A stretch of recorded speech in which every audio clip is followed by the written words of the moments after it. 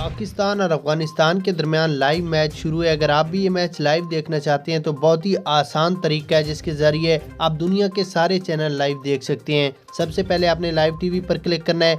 उसके बाद आल पर अब अगर आप देखेंगे तो 14,626 चैनल हैं। अगर आप फेवरेट पे जाएं तो मैंने 9 चैनल फेवरेट किए हैं। पहले नंबर पर स्काई स्पोर्ट्स है, उसके बाद सुपर स्पोर्ट्स, यहाँ पर वीलो क्रिकेट चलाकर मैं आपको दिखा रहा हूँ।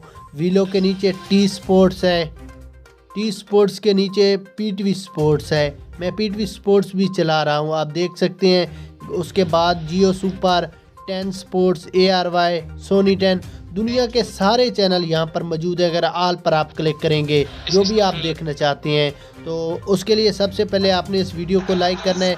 उसके बाद चैनल को ज़रूर सब्सक्राइब करके सिर्फ ही कमेंट्स में आपने आज की डेट लिखनी है 27 मार्च 2023। ये कमेंट्स इंटर करने के बाद आपके सामने लाइव मैच चलना शुरू हो जाएगा।